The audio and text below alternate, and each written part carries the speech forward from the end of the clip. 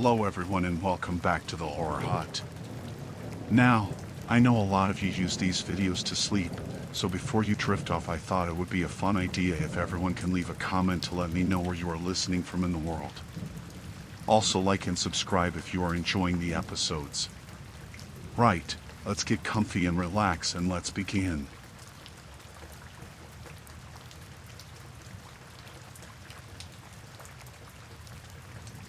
I moved to a small town in Kansas to get away from the chaos of city life.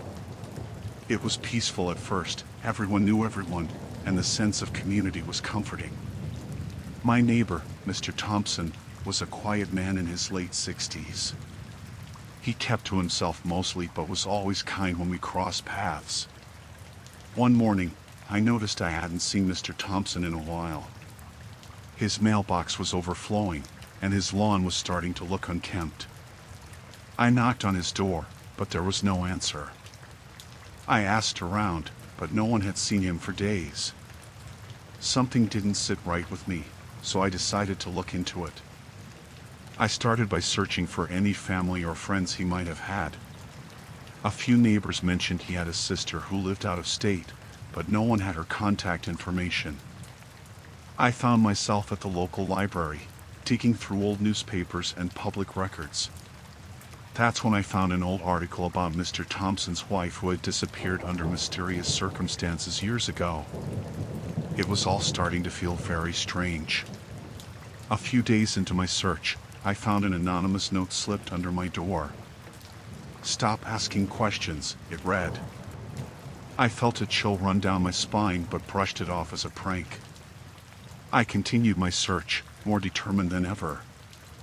Then, another note appeared. This time it was more direct. "Mind your own business, or you'll end up like him." I reported the notes to the local police, but they dismissed it as someone playing a joke. I was getting scared, but I couldn't stop now. I needed to know what happened to Mr. Thompson. Late one night, I was going through some old records at the library when I felt someone watching me. I looked up and saw a man I didn't recognize, just staring. He quickly left when I noticed him, but I couldn't shake the feeling of being watched. I decided to head home, but on my way out, I saw the same man standing across the street under a lamppost. He was still watching me. I hurried home, locking all my doors and windows. The next morning, my car had a flat tire. It felt too coincidental to be an accident. I was terrified, but I couldn't let it show. I borrowed a friend's car and kept investigating. One evening, as I was coming home, I saw someone inside my house through the window. My heart raced as I quietly approached. The door was ajar, and I could hear someone moving around. I called the police, but by the time they arrived, whoever it was had gone. They left another note, "Last warning." That night, I barely slept. I kept a light on and a chair wedged under the door handle. I realized I was dealing with someone who had a lot to lose if I found out the truth. The next day, I decided to confront the town's mayor, Mr. Henson. He was a well-connected man, and I had started to suspect he knew more than he let on. I went to his office and demanded answers. He seemed calm, almost amused. "You should have left well enough alone," he said, leaning back in his chair. He didn't confirm or deny anything but made it clear I was in over my head. That night, as I was getting ready for bed, I heard a knock on the door. It was Mr. Henson. "We need to talk," he said. I refused to let him in, but he forced his way inside. "You don't understand what you're getting into," he said, his tone darkening. "This town has secrets, and Mr. Thompson found out the hard way." Before I could respond, he lunged at me. We struggled, and I managed to break free, running out the back door. I ran to a neighbor's house and called the police. They arrived quickly and arrested Mr. Henson. They found evidence in his office that linked him to several disappearances, including Mr. Thompson's. The police eventually found Mr. Thompson alive, held captive in an old shed on Mr. Henson's property. He had been trying to expose Mr. Henson's corrupt dealings and paid the price for it. The town was shocked, but grateful the truth had finally come out. Mr. Henson was tried and convicted, and Mr. Thompson moved in with his sister out of state. I stayed in the town, but I was forever changed. The peace I once felt was gone, replaced by a constant sense of unease. But I knew I had done the right thing, and that was enough to keep me going.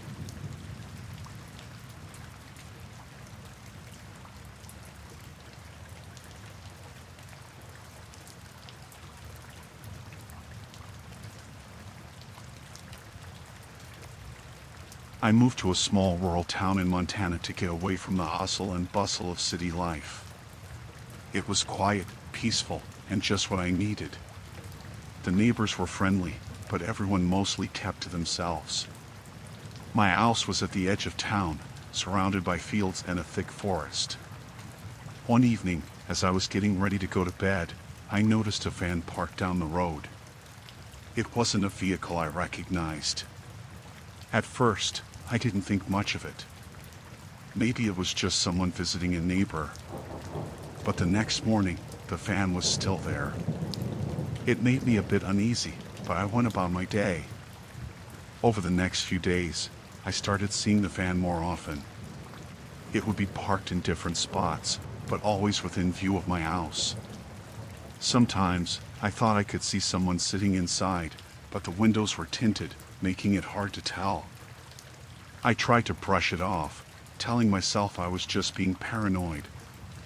One night, I was sitting in my living room when I noticed the van again. This time, it was parked closer. My heart started to race. I decided to take a walk outside, hoping to get a better look without seeming suspicious. As I approached, the van's engine started, and it drove away slowly. I didn't get a good look at the driver. That night, I couldn't sleep. Every little noise made me jump. I kept looking out the window, expecting to see the van again. Around midnight, I finally drifted off, but my sleep was restless. I kept having dreams of being watched. The next morning, I called the local sheriff's office. They took down my information but didn't seem too concerned. Probably just someone passing through, they said. But I knew something was off. I could feel it in my gut. That evening, as the sun was setting, I saw the van again. This time, it was parked right across the street. I felt a chill run down my spine. I decided to confront whoever was inside. I grabbed a flashlight and a baseball bat and walked towards the van. As I got closer, the driver's side door opened and a man stepped out. He was tall and had a scruffy beard. "Can I help you?" I asked, trying to keep my voice steady. The man just stared at me for a moment before getting back into the van and driving off. I felt a mixture of relief and dread. Who was he? What did he want? That night, I made sure all my doors and windows were locked. I even pushed a heavy dresser in front of the front door, just in case. Around 2 a.m., I was woken up by a loud noise. It sounded like someone trying to force open a window. My heart pounded in my chest as I grabbed the baseball bat and crept towards the noise. I peeked through the curtains and saw the van parked in my driveway. 2 men were outside, one of them trying to pry open a window. I felt a surge of panic. I ran to my bedroom and grabbed my phone, dialing 911. My hands were shaking so badly I could barely press the buttons. 911, what's your emergency? There are men trying to break into my house, I whispered, trying to keep my voice low. The operator assured me that officers were on their way, but I knew it would take time for them to get there. I could hear the men outside talking, their voices low and menacing. I decided to make a run for it. I slipped out the back door and into the woods, hoping they wouldn't notice me. I crouched behind a tree, my breath coming in short gasps. From my hiding spot, I could see the men moving around the house. They were trying to break down the front door now. My heart was pounding so loudly I was sure they could hear it. Finally, I heard the sound of sirens in the distance. The men must have heard them too, because they quickly ran back to the van and sped off. I stayed hidden until the police arrived. When I finally came out, I was shaking all over. The officers took my statement and promised to patrol the area more frequently. They found signs of forced entry, but thankfully, nothing was stolen.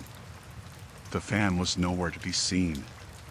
For the next few days, I couldn't relax. Every little noise set me on edge. But the van didn't return. I installed a security system and even got a dog for added protection. It took a while, but I eventually started to feel safe again. I never found out who those men were or why they were watching me.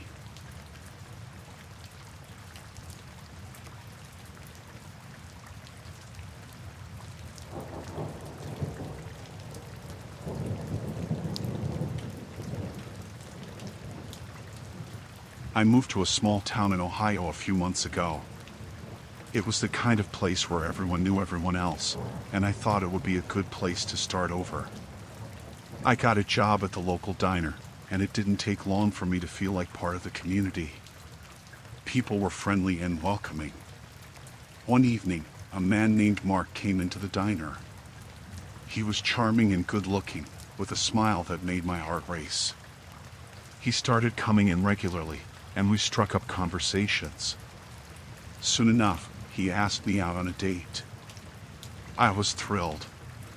He seemed perfect. Our relationship moved quickly. Mark was attentive and sweet. He always had a way of making me feel special. He told me he was new in town too, looking for a fresh start after a rough patch in his life. I didn't press for details, thinking we all had our pasts. One night, we were watching a movie at his place when there was a loud knock on the door. Mark's face turned pale, and he told me to stay quiet. He went to the door and spoke in hushed tones with whoever was outside. I couldn't hear much, but I caught the word trouble and leave. When he came back, he tried to brush it off, saying it was just a friend needing help. But I could tell he was shaken. Over the next few days, Mark became more anxious and jumpy. He avoided answering his phone and seemed to be watching over his shoulder constantly. I asked him what was wrong, but he kept saying it was nothing. I started to feel uneasy. Something wasn't right. Then, one afternoon, I was cleaning up at the diner when I overheard two regulars talking about a news story. They mentioned a fugitive from another state who was wanted for serious crimes. My heart sank when they described him. It sounded a lot like Mark. I felt sick. Could it really be him? That evening, I went to Mark's place, determined to confront him. I found him packing a bag. He looked up, and I saw fear in his eyes. He admitted it. He told me he had been running from his past, trying to build a new life. But now it was catching up with him. He begged me to come with him, to leave everything behind and start over somewhere else. I didn't know what to do. Part of me wanted to run away with him, but I was also terrified. I told him I needed time to think and left his place, promising to call him later. I drove around aimlessly, my mind racing. Finally, I decided to go to the police. They needed to know, and I needed to be safe. At the station, I told them everything. They took me seriously and assured me they would handle it. They asked me to stay somewhere safe and out of sight. I decided to stay with a friend for the night. Around midnight, my phone rang. It was Mark. His voice was frantic. He knew I had gone to the police. He was furious and scared. He said he was coming for me. My heart pounded. I told my friend, and we called the police immediately. We waited in the dark, every sound making us jump. Minutes felt like hours. Then we heard footsteps outside. My friend whispered that the police were on their way, but I wasn't sure they would get there in time. Suddenly, there was a loud banging on the door. Mark was shouting my name, demanding I come out. I felt trapped. My friend grabbed a kitchen knife and stood by the door, ready to defend us. The banging got louder, more frantic. I could hear Mark's anger and desperation. I was terrified he would break the door down. Then, sirens. Red and blue lights flashed outside. The banging stopped, replaced by shouting and commotion. The police had arrived just in time. They arrested Mark, who was still yelling and struggling. I felt a wave of relief, but also sadness. This was the man I had fallen for, now being taken away in handcuffs. The police thanked me for coming forward. They said I had done the right thing. But it didn't feel like it. I was heartbroken and scared, unsure of what the future held. I stayed with my friend for a few more days, trying to process everything. Life in the small town changed after that. People knew what had happened, and while they were supportive, I felt the weight of their pity. It was hard to move on, but I knew I had to. I focused on my job, my friends, and slowly started to rebuild my life. Mark's trial was swift. He was sentenced to a long time in prison for his past crimes. I never saw him again. The experience left me wary and cautious, but I learned to trust my instincts and value my safety above all. Living in a close-knit community had its challenges, but it also meant I had support when I needed it most. I stayed in the town, finding strength in the connections I made and the lessons I learned.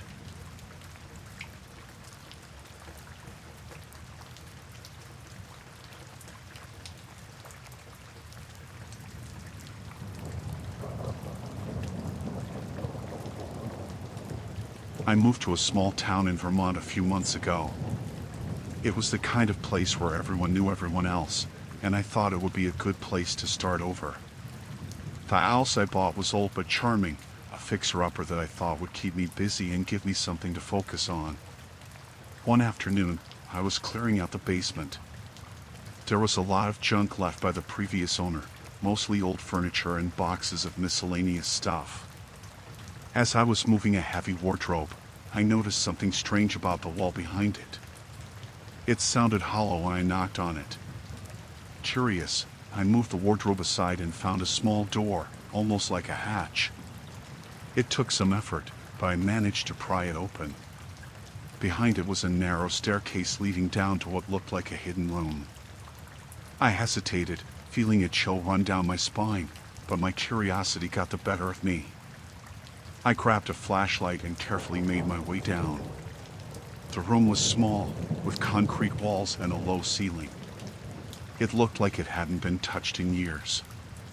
In the middle of the room was a table covered with dust, and on it were stacks of old photos and documents. I picked up a few and started to look through them. What I saw made my blood run cold. The photos were of people, mostly women and children, in various states of distress. Some were bound, some were unconscious, and some looked like they were screaming. The documents were detailed records, listing names, ages, and disturbing notes about each person. It became clear that the previous owner of my house had been involved in something horrifying: human trafficking.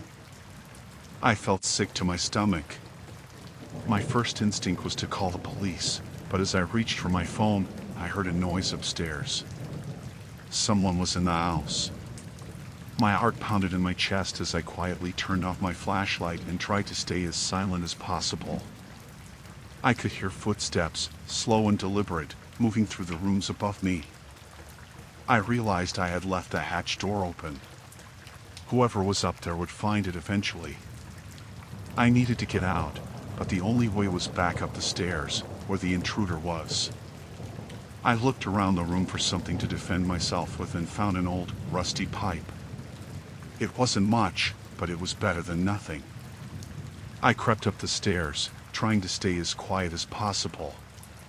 The footsteps were closer now, just outside the basement door. I held my breath, clutching the pipe tightly. The door creaked open, and I saw a shadow on the wall. I waited until the person was halfway down the stairs before I swung the pipe as hard as I could. The man fell with a grunt, tumbling down the stairs. I didn't wait to see if he was unconscious or not. I ran up the stairs, through the house, and out the front door. I sprinted to my neighbor's house, banging on the door until they let me in. I told them what happened, and they called the police. The police arrived quickly and searched my house. They found the man in the basement, unconscious but alive. He was arrested and taken away. The officers spent hours going through the hidden room, collecting the photos and documents as evidence. They told me I had stumbled upon a major breakthrough in a long-running human trafficking investigation. I couldn't sleep that night.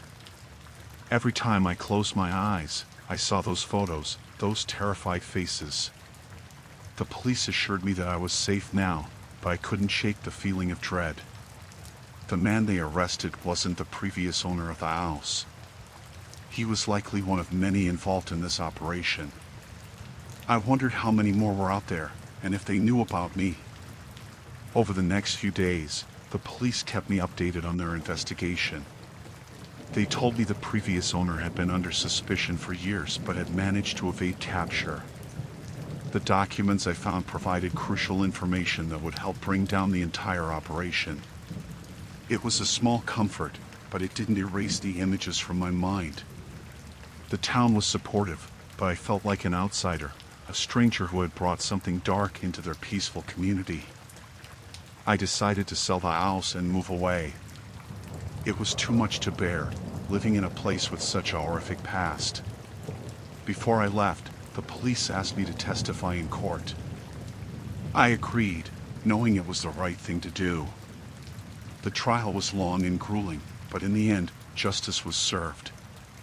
The previous owner and several others were sentenced to life in prison. I moved to a new town, far away from Vermont, hoping to leave the past behind. But the memories stayed with me, a constant reminder of the darkness that can hide behind closed doors. I found a new job, made new friends, and tried to build a new life. But I was never the same.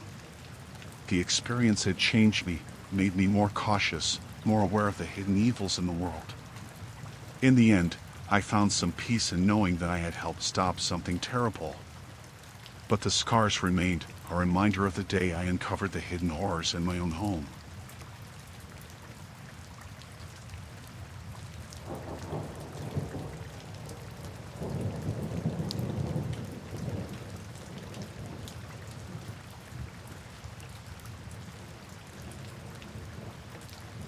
I moved to a small town in Texas with my family a few years ago. It was supposed to be a fresh start for us, a place where we could build a peaceful life away from the chaos of the city.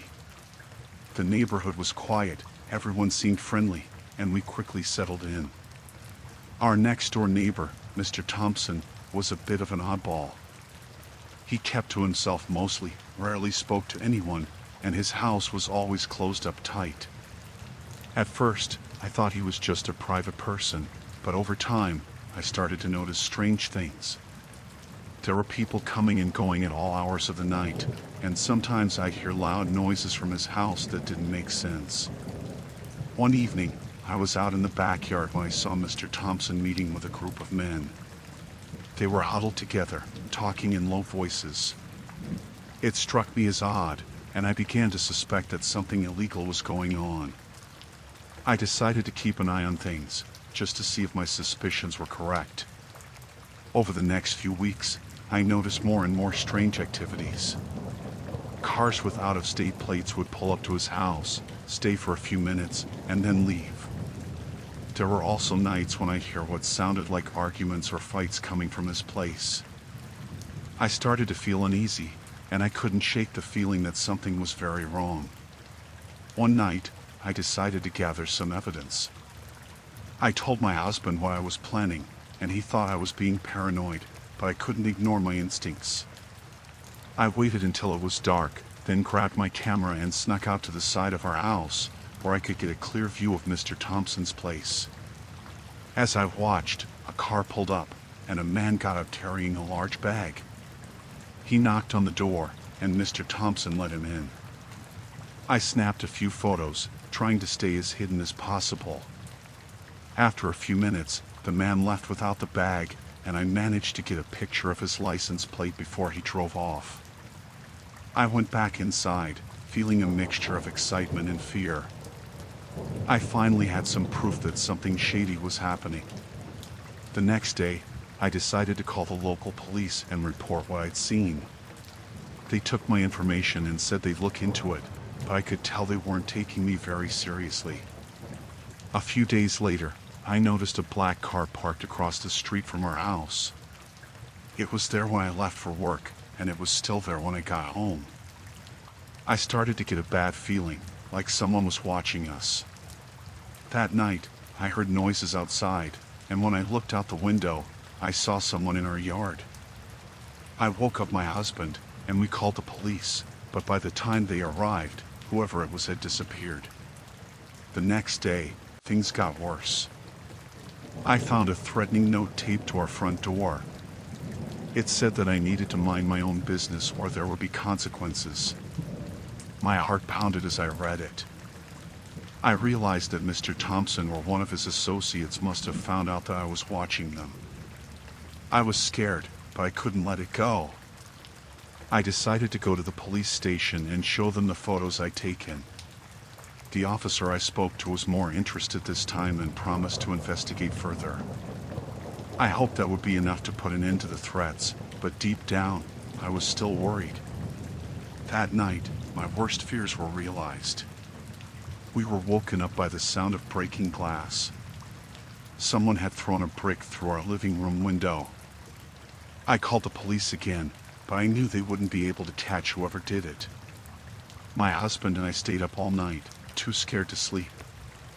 The next day, we decided to stay with my sister in the next town over until things calmed down. I felt safer being away from the house, but I couldn't stop thinking about what was happening. I kept checking my phone, waiting for updates from the police, but there was nothing. After a few days, we returned home, hoping that the worst was over. But that evening, as I was getting ready for bed, I heard a noise outside. I looked out the window and saw the black car parked down the street again. My heart sank. They were still watching us. I called the police once more, and this time they sent a patrol car to keep an eye on our house. It was a small comfort, but I was still terrified. I couldn't shake the feeling that we were in real danger. A few nights later, things escalated again. We were woken up by the sound of our front door being kicked in. I grabbed my phone and dialed 911 while my husband grabbed a baseball bat. We barricaded ourselves in the bedroom, listening to the sounds of footsteps and things being thrown around downstairs. The police arrived quickly, and we heard shouting and the sound of someone being taken down. When we finally opened the door, an officer told us they had caught one of Mr. Thompson's associates in our house. He was armed and had a list of our names and addresses. They also found a hidden room in Mr. Thompson's house with drugs and weapons. The police assured us that Mr. Thompson and his associates would be taken care of, but the experience left us shaken. We decided to move away from that town, hoping to leave the nightmare behind us. It took a while for us to feel safe again, but eventually, we found a new place to live, far away from where it all happened. I still get nervous whenever I see a car parked outside our house for too long, but I try to remind myself that we're safe now. The experience taught me to trust my instincts and to be more cautious. I hope that by sharing my story, others will be more aware of the signs of illegal activity and know that it's important to speak up, even when it's scary.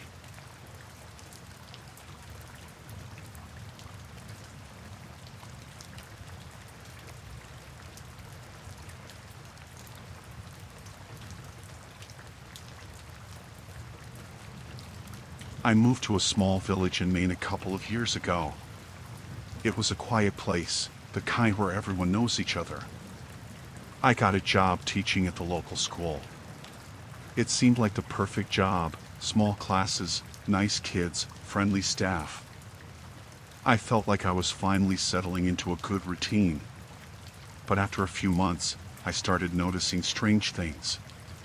One of the kids, Billy, always seemed scared. He flinched whenever someone touched him, even just a pat on the back. I thought maybe he had some issues at home. Then I noticed that he wasn't the only one. There were a few kids who acted the same way. One day, Billy came to school with a bruise on his arm. I asked him about it, but he just looked at me with wide eyes and said he fell. I didn't believe him, but I didn't push it. I decided to keep an eye on things and see if I could figure out what was going on. A week later, I was staying late to grade papers. The school was empty except for me and Mr. Thompson, the janitor. He was an old guy, friendly enough, but something about him always seemed off to me. As I was finishing up, I heard voices coming from the principal's office. It was odd because it was almost 9 p.m. and the principal had left hours ago. I crept down the hall and listened. I could hear Mr. Thompson and someone else talking in low voices. They mentioned Billy's name and a few other kids. My heart started pounding. I couldn't hear everything, but what I did catch made my blood run cold. They were talking about keeping the kids quiet and making sure no one found out what was going on. I quickly left the school, my mind racing.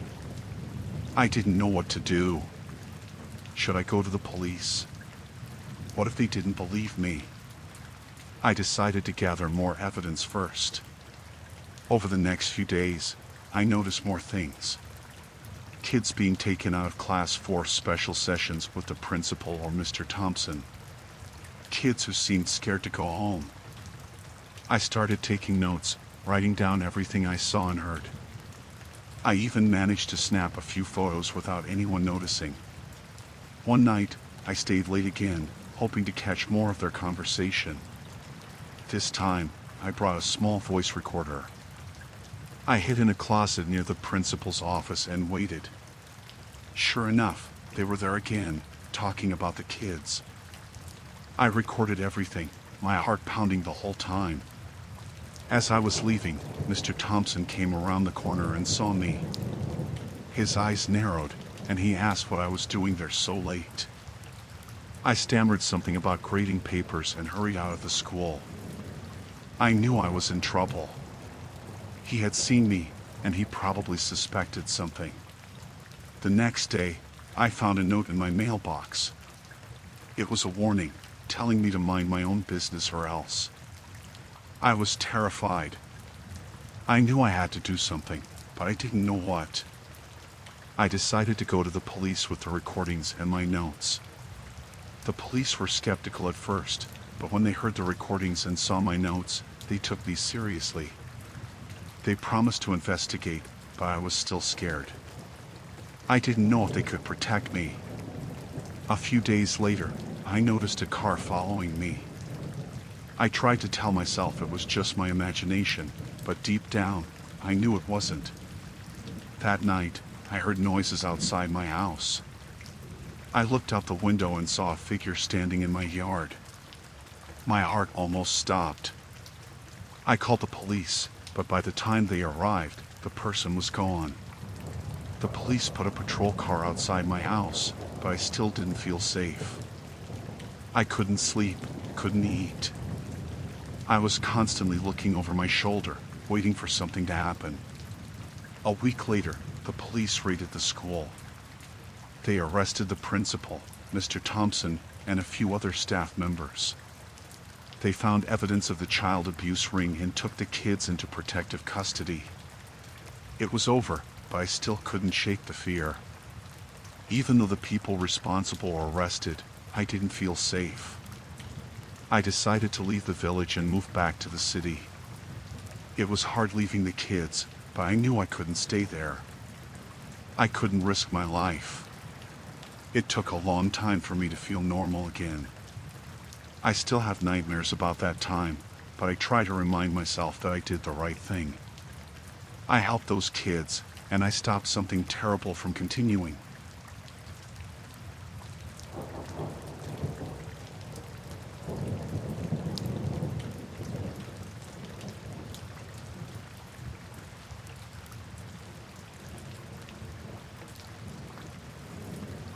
I moved to a small town in Georgia with my 6-year-old daughter, Emily, to start fresh. It was quiet, just what we needed. We settled into a little house on a cul-de-sac, and things seemed perfect. Emily made friends quickly, and I found a job at the local diner. A few months in, I started receiving packages. At first, they seemed harmless little toys for Emily, flowers, and once a box of chocolates. There was never a note or a return address. I figured they were from a secret admirer or maybe a friendly neighbor. One day, I got home from work to find a package on the porch.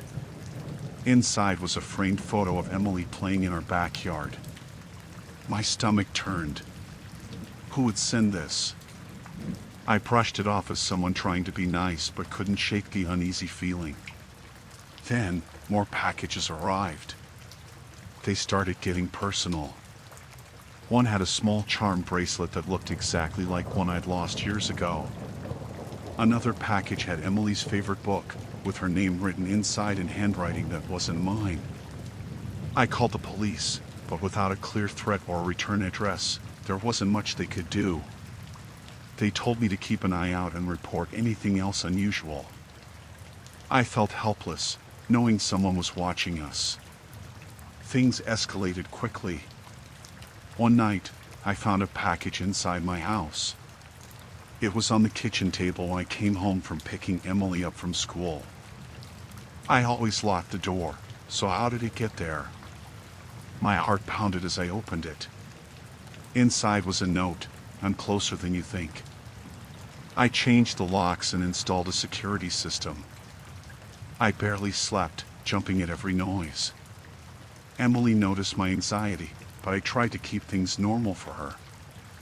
Then, one morning, I found a message written on my bathroom mirror in lipstick, "You can't hide." Panic set in.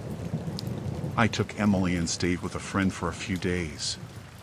When I returned home, I found a package with Emily's favorite stuffed animal inside. She had left it at my friend's house. I had no idea how it ended up back at our place. That's when I realized this person was watching us even when we weren't home.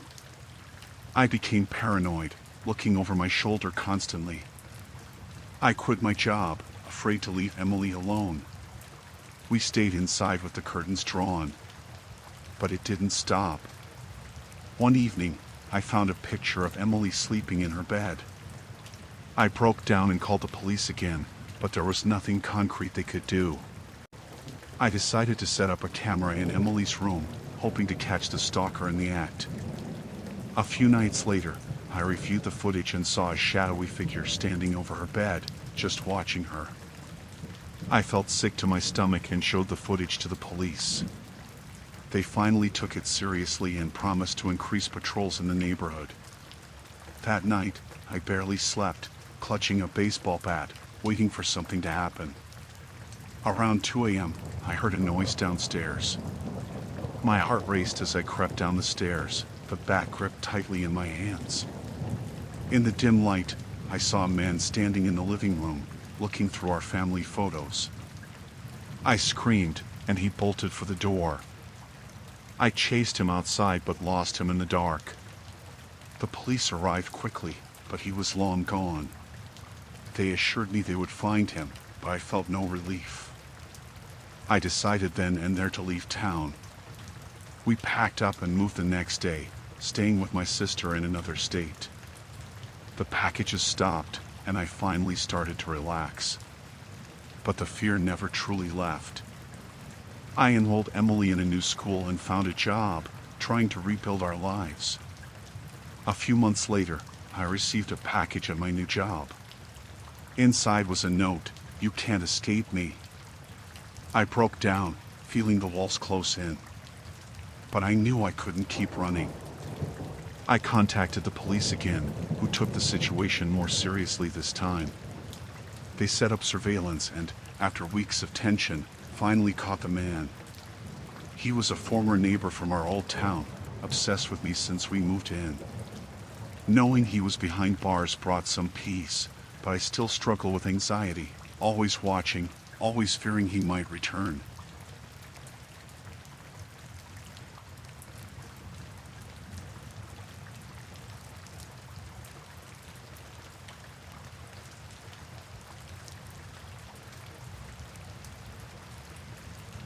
I moved to a small, remote town in Nevada a few years ago, hoping for a quiet life away from the chaos of the city. The town was small, the kind where everyone knows everyone.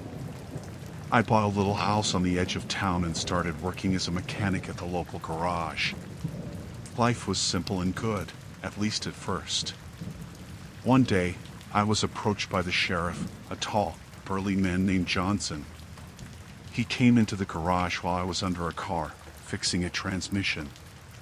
He asked to speak to me, so I wiped my hands and followed him outside. He leaned against his patrol car and lit a cigarette, staring at me with a cold, hard look. "Listen, we've got a way of doing things around here," he said. "Everyone pitches in a little to keep the peace. You understand?" I didn't understand, but I nodded anyway, not wanting to cause any trouble. He handed me a piece of paper with a number on it, a monthly contribution he expected me to pay. It was a lot of money, more than I could afford, but he didn't seem to care. I tried to ignore it at first, hoping it was some kind of test or joke. But a week later, 2 of his deputies showed up at my house, reminding me of the contribution. They weren't friendly about it.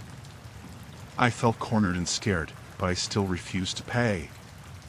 I didn't have that kind of money, and even if I did, I wasn't going to hand it over to some corrupt sheriff. That's when things started to get bad. The next day at work, I found my tools missing. My boss was angry, blaming me for the loss, and I had no explanation. Then my truck was vandalized, tires slashed, windows broken. I knew it was Johnson and his deputies, sending a message. I went to the town's only bar that night, hoping to find someone who could help.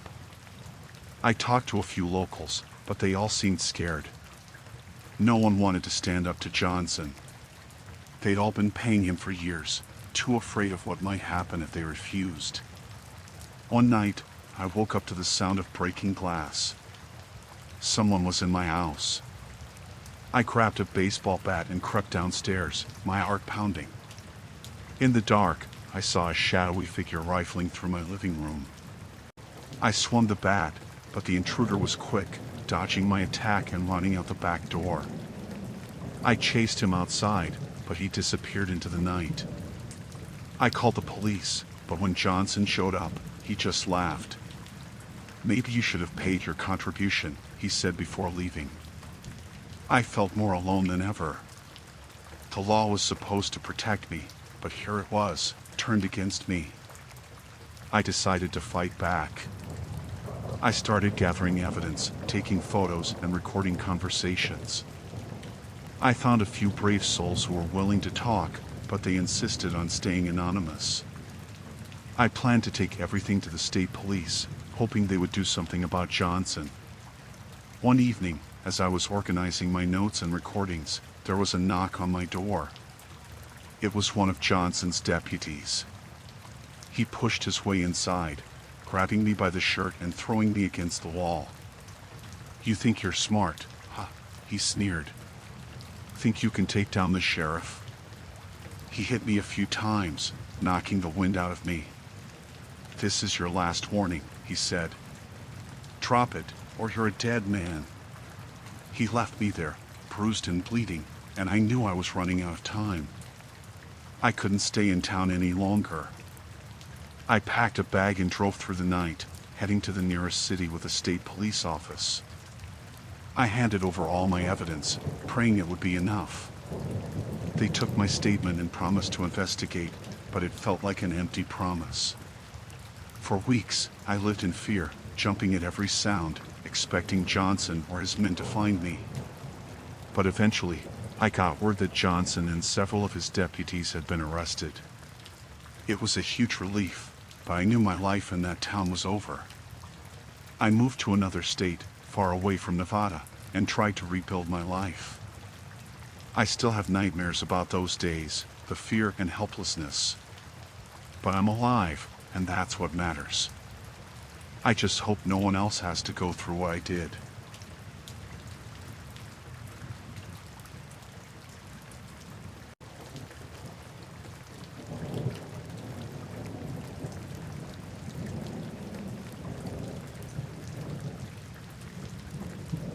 I moved to a small town in Iowa after my divorce, looking for a fresh start. I found a little house to rent on the edge of town. It was old, but cozy, and the rent was cheap. My landlord, Mr. Peterson, was an older man, maybe in his late 60s. He seemed nice enough, always polite but a bit too friendly sometimes. A few months after I moved in, I started noticing odd things around the house. At first, it was small stuff like misplaced items or doors I knew I had closed being left open. I thought I was just being forgetful. I had a lot on my mind with the new job and settling into a new place. One night, I heard noises coming from the attic. It sounded like footsteps. I told myself it was just the house settling or maybe some animals. But the noises kept happening, usually late at night. I called Mr. Peterson about it, and he said he'd come by to check it out, but I never saw him do it. I tried to ignore it, but then I started feeling like I was being watched. It's hard to explain, but I would be sitting in the living room or cooking in the kitchen and just feel eyes on me. It got to the point where I couldn't relax in my own home. One night, I was lying in bed when I heard the noises again, but this time they were louder, like someone was walking around. My heart was pounding. I grabbed a flashlight and quietly made my way up to the attic door. I hesitated for a long time, my hand shaking as I reached for the handle. When I finally opened the door, the attic was pitch black. I shone the flashlight around but didn't see anything at first.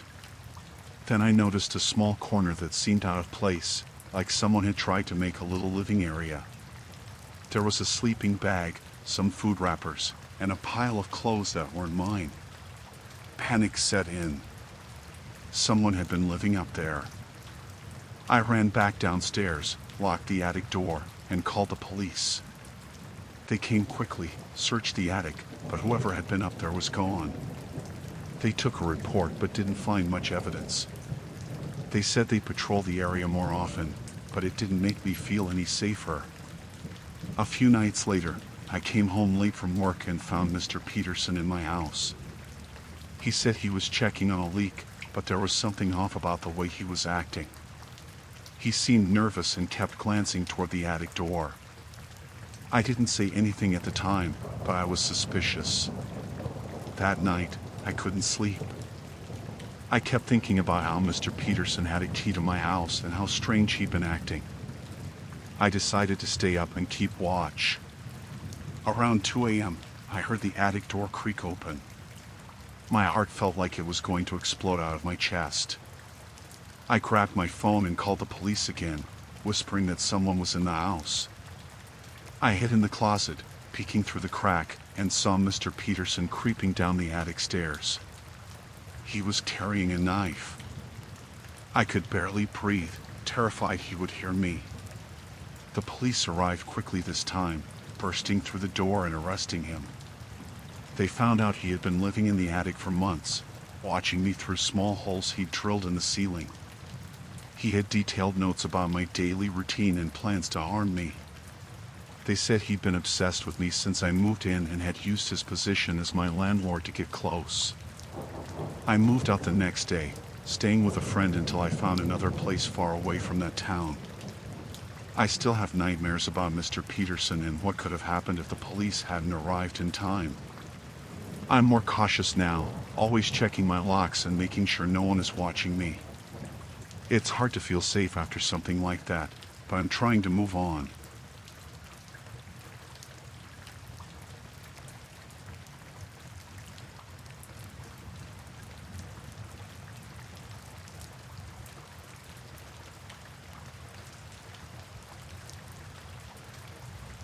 I live in a small town in Utah, where everyone knows everyone else. It's the kind of place where people are friendly, maybe a little too friendly sometimes. That's what I thought about the mechanic, Tom, who worked at the auto shop just down the road from my house. He always had a smile on his face and a joke ready, but there was something about the way he looked at me, like he knew something I didn't. I first started getting suspicious when I took my car in for a routine oil change. Tom was friendly enough, asking about my job and where I lived. But then he started asking more personal questions, like if I lived alone and what I did on the weekends. It made me uncomfortable, but I brushed it off as small talk. A few days later, I noticed Tom driving past my house. I didn't think much of it at first, but then I started seeing him more often, always lingering nearby whenever I went out. It was like he was watching me. I tried to ignore it, but it got under my skin. One night, I was working late in my garage when I heard footsteps outside. I peeked through the window and saw Tom standing there, staring at me. I felt a chill run down my spine. I asked him what he was doing there, but he just smiled and said he was passing by. I didn't believe him. After that, I started noticing things missing from my garage, small tools and equipment that I knew I had left out. I couldn't prove it was Tom, but I had a feeling he was somehow involved.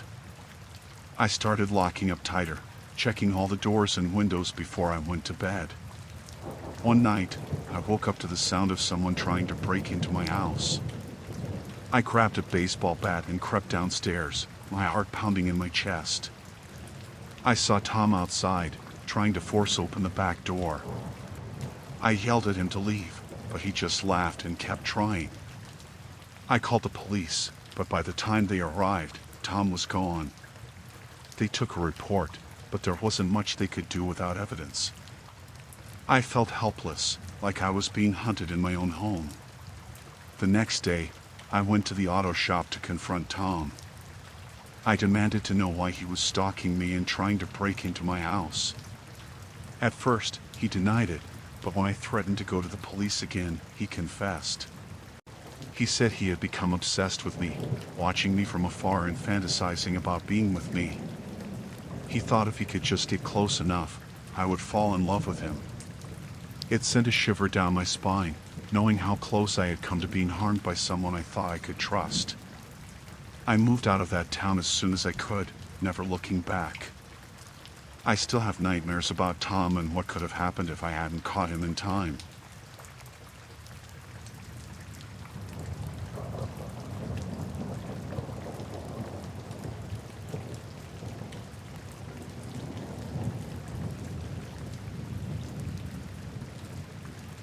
I moved to a small coastal town in Oregon to get away from the chaos of city life. The place was charming, with its foggy mornings and quiet evenings. My new home was a quaint little house with a big yard. It felt like a fresh start. A week after I moved in, I noticed my neighbor. He was a tall man, always wearing a cap that hid his face. I didn't think much of him at first. People kept to themselves here, and that was fine by me. But one night, I saw him doing something odd. It was around midnight, and I was having trouble sleeping. I went to the kitchen to get some water and saw him through the window. He was carrying a large bag out of his house and putting it in the trunk of his car. It looked heavy. The way he glanced around made me feel uneasy.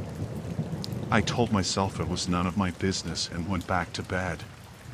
The next night, I saw him again. Same time, same heavy bag.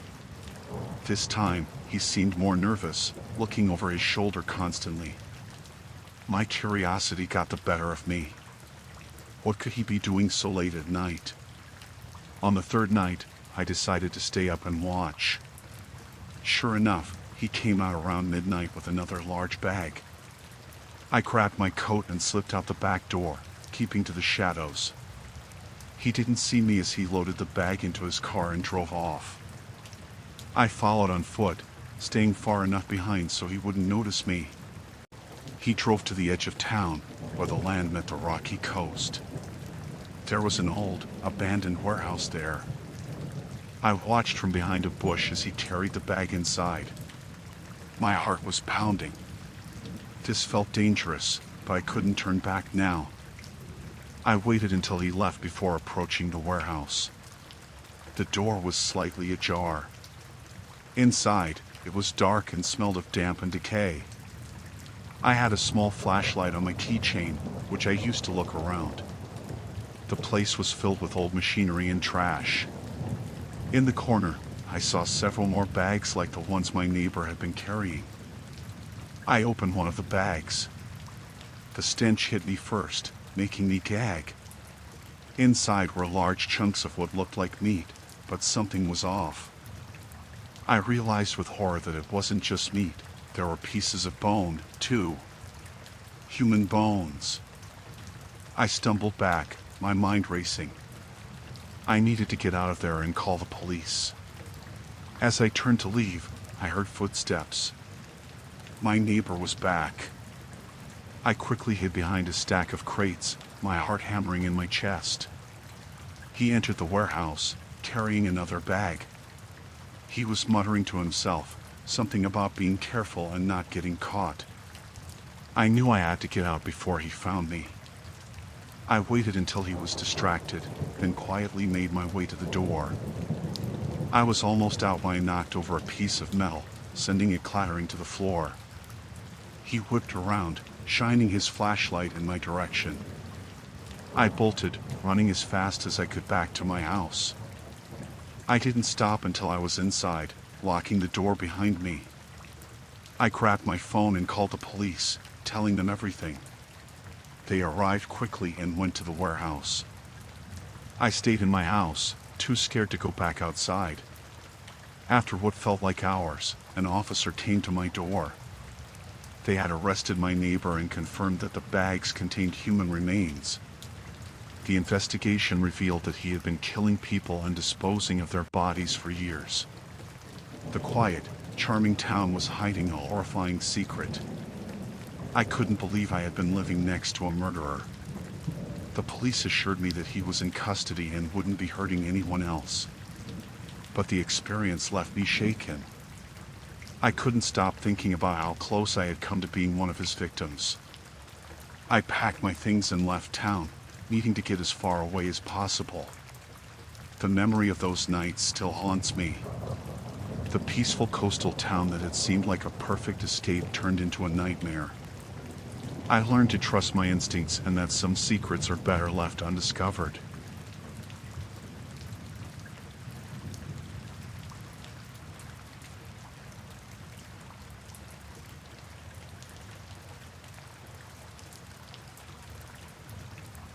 I moved to a small town in Wisconsin after I retired. The place was quiet, with friendly neighbors and a simple way of life. I spent my days gardening, reading, and walking around the neighborhood.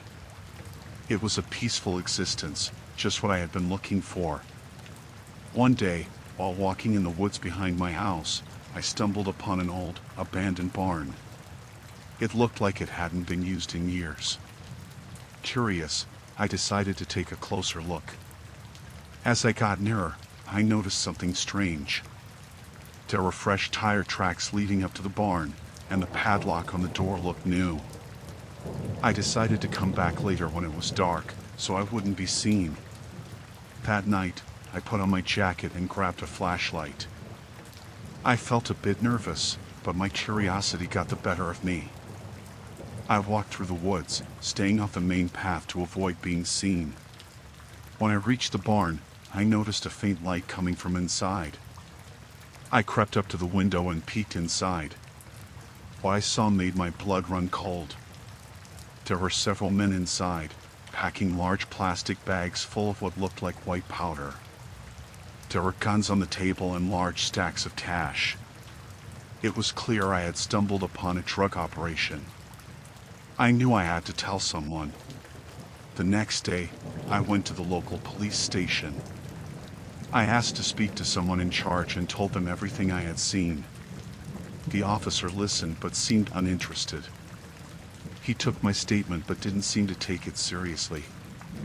I left the station feeling uneasy, but I hoped they would investigate. A few days later, I noticed a black car parked outside my house. It was there every day, just sitting there with tinted windows. I couldn't see inside, but I felt like I was being watched. My phone started ringing at odd hours, and when I answered, no one was there. I began to feel paranoid, constantly looking over my shoulder. One night, I heard a noise outside my window. I got up and looked out, but I couldn't see anything. Then, I heard footsteps on the porch. My heart was pounding as I grabbed my flashlight and went to the front door. I opened it slowly, shining the light outside. No one was there, but there was a note on the ground. It read, "Keep your mouth shut, old man." I felt a chill run down my spine. I knew I was in danger. I tried to call the police again, but they dismissed it as a prank. I felt helpless and scared. The next day, I decided to take matters into my own hands. I packed a bag with some essentials and decided to leave town for a while. I didn't tell anyone where I was going, hoping to throw them off. I drove to a friend's cabin a few hours away, deep in the woods. I felt safer there, but I couldn't shake the feeling of being watched. One night, I heard a car pull up outside. I peeked out the window and saw the same black car. They had found me. I knew I had to act fast. I grabbed my bag and slipped out the back door, running into the woods. I could hear them shouting, their footsteps close behind me. I ran as fast as I could, my heart pounding in my chest. I tripped over a tree root and fell, scraping my hands and knees. I scrambled to my feet and kept running. I finally saw the lights of a nearby house. I banged on the door, begging for help. An older couple opened the door and let me in. I quickly explained my situation, and they called the police. The men in the black car drove off when they heard the sirens approaching. The police arrived and took my statement. This time, they took me seriously. They investigated the barn and found the drug operation. Several arrests were made, and the drug ring was shut down. The men who had threatened me were caught and taken into custody. I returned to my home in the small town, but things never felt the same. I was constantly looking over my shoulder, feeling like someone was watching me. The peaceful life I had once enjoyed was gone, replaced by fear and anxiety. But I was safe, and the drug operation was shut down. That was the only comfort I had left.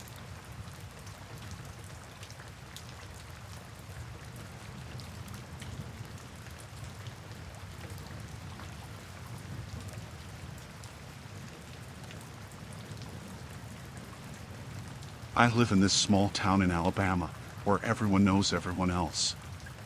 It's the kind of place where everyone seems to know each other's business. My son, John, he's a good kid, but lately, I've been worried about the company he's been keeping. His friends, they're not the best influence, you know? One day, I overheard John talking to his friends in the backyard. They were whispering and laughing, and something about their tone didn't sit right with me. I tried to brush it off, but I couldn't shake the feeling that something wasn't right. As the days went by, I started noticing changes in John's behavior. He was staying out late, coming home with bruises, and acting secretive. I tried talking to him about it, but he just brushed me off, saying everything was fine. Then, one night, I heard a commotion outside. I went to investigate and found John and his friends in the middle of a fight with another group of kids. It was chaos, fists flying and blood on the pavement. I screamed at John to stop, but he wouldn't listen. He was caught up in the moment, just like the rest of them. After that night, things only got worse. John's friends started hanging around our house more often, always looking over their shoulders and speaking in hushed tones. I knew they were trouble, but I didn't know how to make it stop. One day, I came home from work to find our front door kicked in and the house ransacked. I panicked, thinking someone had broken in, but then I saw John sitting on the couch, bruised and battered. He told me the gang had come after him, looking for revenge. I felt sick to my stomach, knowing I had brought this upon my family by not intervening sooner. I tried to call the police, but John begged me not to. He said it would only make things worse, that the gang would come after us even harder if they knew we had involved the authorities. I felt trapped, like there was no way out. Every time I looked out the window, I saw the gang lurking in the shadows, watching our every move. I knew we were in danger, but I didn't know what to do. One night, I woke up to the sound of glass breaking downstairs. I grabbed a baseball bat and crept downstairs, my heart pounding in my chest. I found John in the living room, surrounded by his friends and their enemies. It was like something out of a nightmare. I tried to reason with them, to get them to stop before someone got hurt. But they were beyond reason, fueled by adrenaline and anger. They didn't care about the consequences, only about getting revenge. I begged them to leave, to go home and forget about whatever petty dispute had brought them to our doorstep. But they just laughed and pushed me aside, like I was nothing. In the end, it was John who stepped in and stopped the fight. He put himself between the two groups, risking his own safety to protect his family. It was a moment of clarity for him, a realization that he needed to break free from the cycle of violence that had consumed him. After that night, things slowly started to improve. John cut ties with his friends and started focusing on his future. It wasn't easy, but we made it through, stronger than before. I still look back on those days with a sense of dread, knowing how close we came to losing everything. But I also feel grateful that we were able to escape the grip of that violent gang and move on with our lives.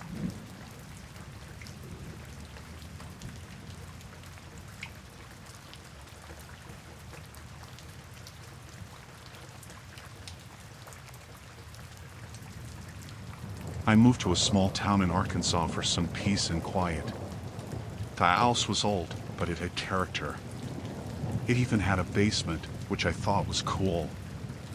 I spent my first few weeks fixing the place up, making it my own. Everything seemed perfect.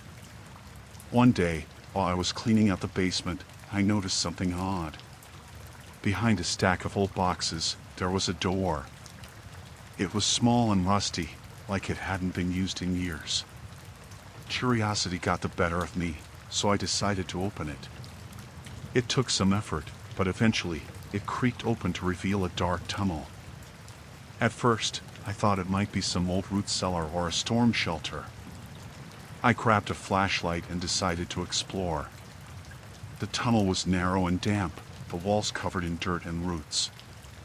I walked for what felt like an hour, the tunnel winding and twisting. Just when I was about to turn back, I saw a faint light up ahead. I approached cautiously, my heart pounding. The light was coming from another door, newer than the first. I opened it slowly and found myself in another basement, this one cleaner and more organized. There were shelves with canned goods, boxes of supplies, and a small table with maps and papers spread out. As I looked around, I heard voices coming from above. I froze, realizing I had stumbled into someone's secret space. I quickly turned off my flashlight and hid behind a stack of boxes. The voices grew louder, and soon I could hear footsteps descending the stairs. Two men appeared, talking in low voices. They were discussing a shipment, something about getting it across the border. My heart was racing. I realized these tunnels were being used for smuggling. The men walked over to the table, examining the maps and papers. I stayed as still as possible, barely breathing. After a while, they went back upstairs, leaving me alone in the basement. I waited a few minutes before deciding to sneak back out the way I came. As I was making my way down the tunnel, I heard a noise behind me. I turned to see one of the men, his flashlight beam catching me in the face. "Hey!" "What are you doing here?" he shouted, running towards me. I turned and ran as fast as I could, the tunnel seeming to stretch on forever. My mind was racing, thinking of all the possible ways this could end badly. I finally reached the old door and slammed it shut behind me. I pushed the boxes back in front of it, hoping it would buy me some time. I ran up the stairs and locked the basement door, my heart pounding. I grabbed my phone and called the police, trying to explain what I had found. The police arrived quickly, and I showed them the door in the basement. They were skeptical at first, but when they opened the door and saw the tunnel, they knew I was telling the truth. They called for backup and started searching the tunnels. It turned out the tunnels were part of a larger smuggling operation that had been going on for years. The police arrested several people, including the men I had seen in the basement. The operation was shut down, and the tunnels were sealed off. I was relieved but also shaken. I had moved to the small town for peace and quiet, but instead, I found myself in the middle of a dangerous situation.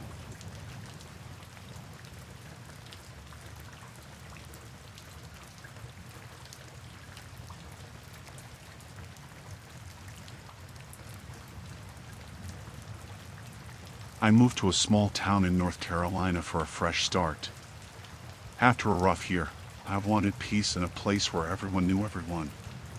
It was quiet, friendly, and felt safe. I found a cozy little house and settled in, enjoying the slower pace of life. A few weeks after I arrived, I met Mark at the local coffee shop. He was charming, with a warm smile and easy laughter. He seemed like the perfect Southern gentleman. We started dating, and everything felt like a dream. He took me to nice dinners, showed me around town, and introduced me to his friends. Everyone seemed to like him.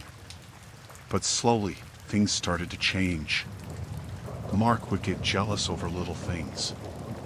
If I talked to another man, even just a cashier, he would sulk or get angry. At first, I thought it was cute that he cared so much, but it started to feel suffocating. One night, after a small argument, he grabbed my arm hard enough to leave a bruise. He apologized right away, saying he didn't mean to and that it would never happen again. I believed him. A month into our relationship, Mark suggested I move in with him. His house was bigger and nicer than mine, and I thought it might help ease the tension. At first, things were good. He was sweet and attentive, but his mood swings grew worse. He would snap at me for the smallest things, like not folding the laundry right or taking too long at the store. One evening, I found a box in the attic while I was looking for some old photos. It was full of letters and pictures from his ex-girlfriends. Some of the letters were desperate and pleading, asking him to stop following them or to leave them alone. My stomach turned as I read through them, realizing I wasn't the first. That night, I confronted him about the box. He exploded in anger, throwing things and screaming at me. He called me names and accused me of snooping and not trusting him. I was terrified. He stormed out of the house, slamming the door behind him. I knew then that I had to get out. The next day, while he was at work, I started packing my things. I moved quickly, my heart pounding. I had just finished packing when I heard his car pull into the driveway. Panic set in. I grabbed my bags and ran out the back door, slipping into the woods behind the house. I hid behind a tree, watching as he stormed inside, calling my name angrily. I stayed hidden for what felt like hours, waiting for him to leave. When I finally heard his car drive away, I made a run for it. I ran through the woods, branches scratching my face and arms, until I reached a neighbor's house. I banged on the door, breathless and scared. They let me in and called the police. The police came and took my statement. They told me that Mark had a history of abuse and that several women had filed restraining orders against him. I felt sick to my stomach, realizing how close I had come to becoming his next victim. They helped me get a restraining order and find a safe place to stay. I moved out of town and started over again, this time more cautiously. The experience left me shaken, but it also made me stronger.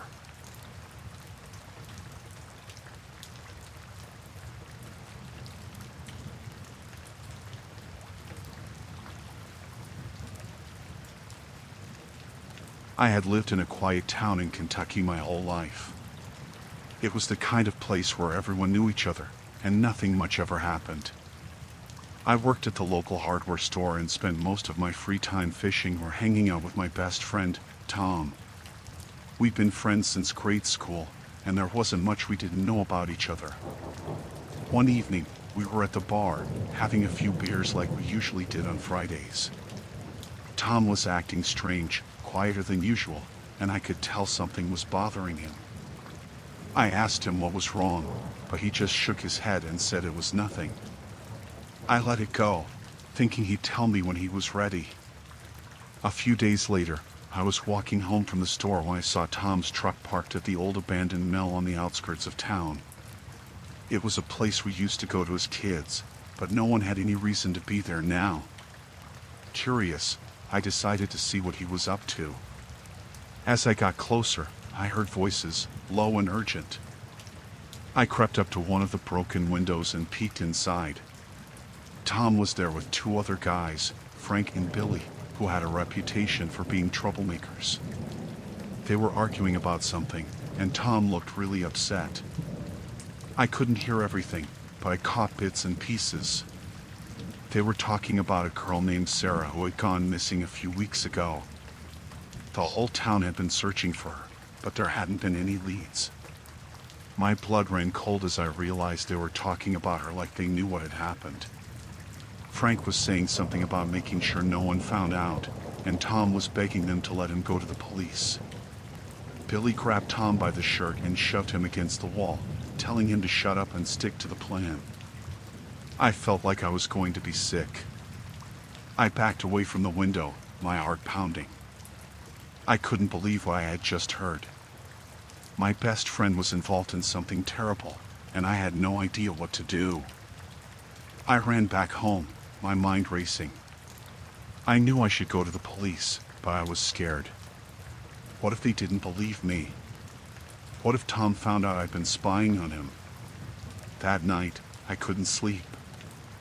I kept seeing Tom's face, the fear in his eyes. I knew I had to do something. The next morning, I went to the police station. I told them everything I had heard, but they seemed skeptical. They asked me if I had any proof, and I realized I didn't. It was just my word against theirs. The police said they would look into it, but I could tell they didn't take me seriously. I left the station feeling helpless. Over the next few days, I tried to talk to Tom, but he avoided me. I could see the guilt eating away at him, and it tore me apart. I didn't know how to help him or what to do. Then, one night, I got a call from Tom. He was drunk and crying, saying he couldn't take it anymore. He told me to meet him at the mill. When I got there, he was sitting on the ground, a bottle of whiskey in his hand. He told me everything. Frank and Billy had accidentally killed Sarah during an argument, and they had forced Tom to help them cover it up. They had buried her body near the river and threatened to kill him if he went to the police. I was in shock. I didn't know what to say or do. Tom begged me to help him, saying he couldn't live with the guilt anymore. I knew then that I had to go back to the police, this time with Tom's confession. I convinced him to come with me, and together we told the police everything. It was a long and difficult process, but eventually, Frank and Billy were arrested and charged with Sarah's murder. Tom was given a lighter sentence for cooperating with the investigation, but our friendship was never the same. The whole town was shaken by the events, and it took a long time for things to return to some semblance of normal. I still think about Sarah and what happened to her. It's something that will stay with me for the rest of my life. I learned that sometimes doing the right thing is the hardest thing, but it's the only way to find peace.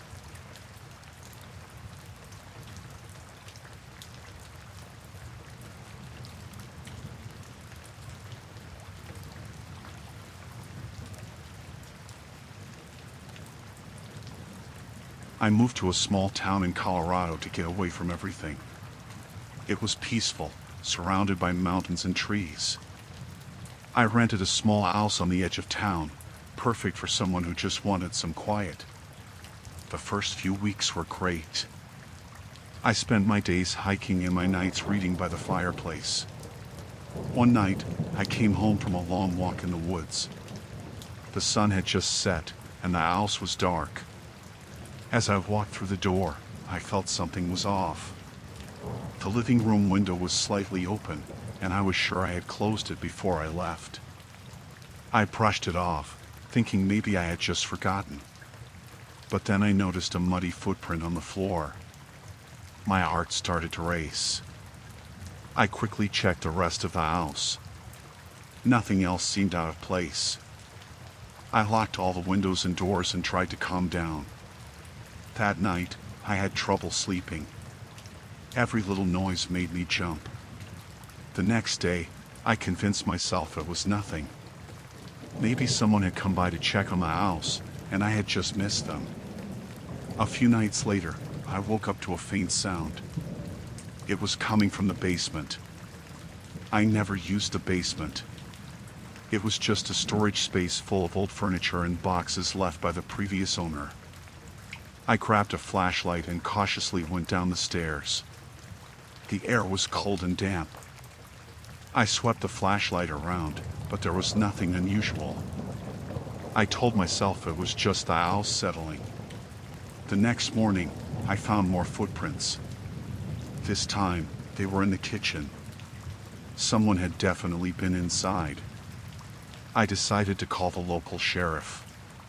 He came by, looked around, and said there wasn't much he could do without more evidence. He told me to keep my doors locked and call if I noticed anything else. That night, I set up a small camera in the living room, pointed at the basement door. I needed to know what was going on. I barely slept, waiting for any sound, any sign that someone was there. Around 2 a.m., I heard the basement door creak open. My heart pounded in my chest as I watched the camera feed on my phone. A figure stepped into the living room, moving silently. I froze, too scared to move. The figure was a man, dressed in dark clothes, with a hood covering his face. He looked around, then walked back to the basement. I waited until morning, too terrified to confront him. As soon as it was light, I went down to the basement. It was empty, but I found a small door hidden behind some old boxes. It led to a tunnel, dark and narrow. I realized then that someone was using my house as a hideout. I called the sheriff again and showed him the footage. He brought a few deputies, and they went down into the tunnel. It led to an old, abandoned mine on the outskirts of town. They found a small group of men hiding there, heavily armed. They were wanted for several crimes, including robbery and assault. The sheriff told me I was lucky. The men had no idea I was living there. They thought the house was empty, just a place to lay low. The deputies arrested them, and I was safe, but I couldn't shake the fear.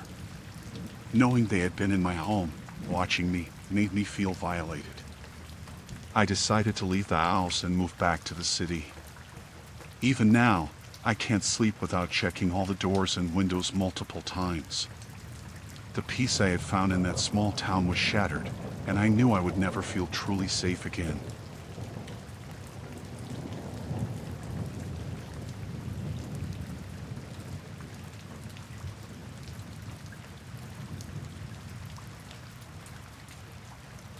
I live in this small town in Tennessee, where everybody knows everybody else's business. It's the kind of place where secrets don't stay buried for long.